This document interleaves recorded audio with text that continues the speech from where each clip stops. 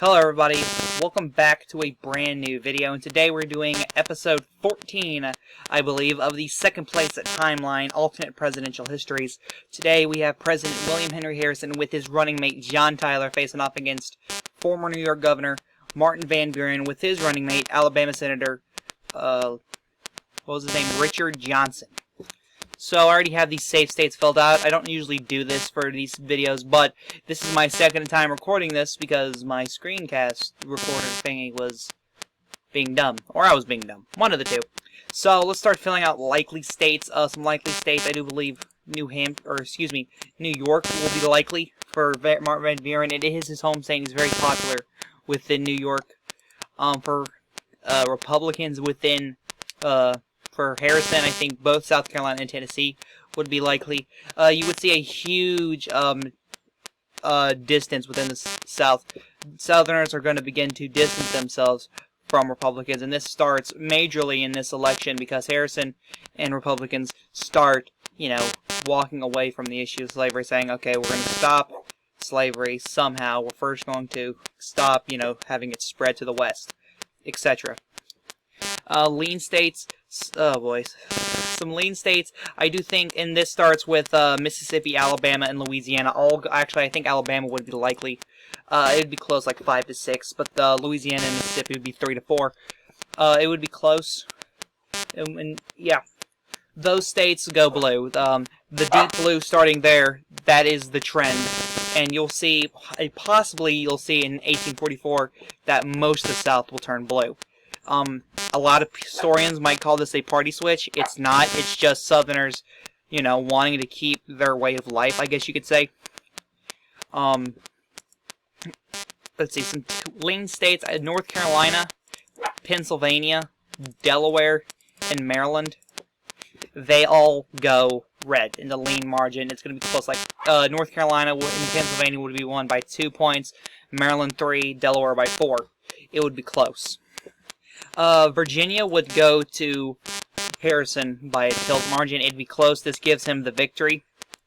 A lot of historians might say it's because John Tyler would help him out in the South.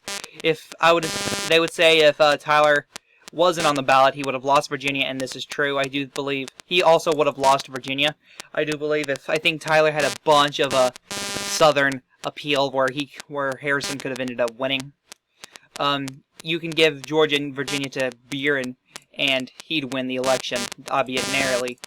But Harrison would end up winning this election due to the help of his running mate, his running mate will become very unpopular at the end of this term.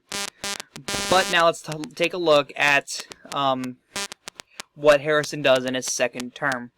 We're now going to take a look at William Henry Harrison's second term in office, 1841. Sadly, President William Henry Harrison is the first president to pass away while in office, and Vice President John Tyler succeeds to the presidency.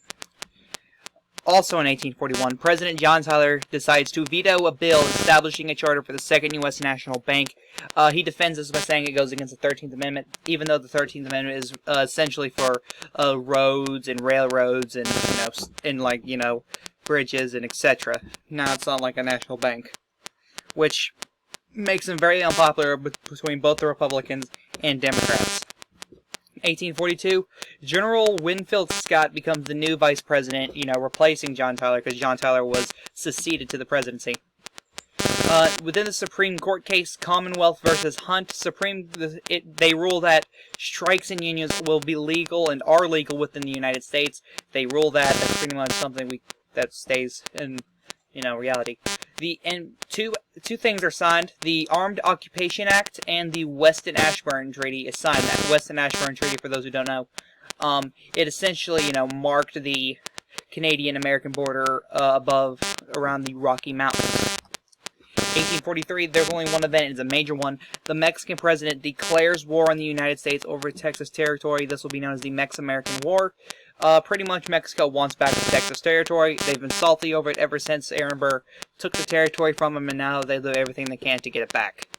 In 1844, Vice President Winfield Scott resigns to become the commanding general of the Army. John Tyler sits him down and be like, look, we need you to command this army. And he's like, okay. And he resigns as vice president. and John Tyler replaces him with former Secretary of State Daniel Webster.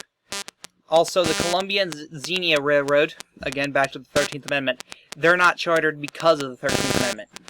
Our country looks very different because of this new 13th Amendment. There's one extra amendment, guys.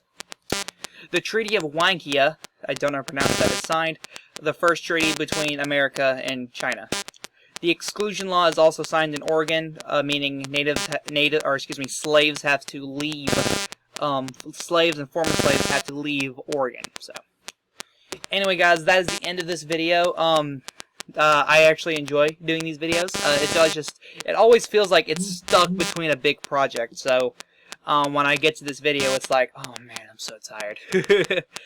But anyway, guys, this is the Chaotic One saying peace.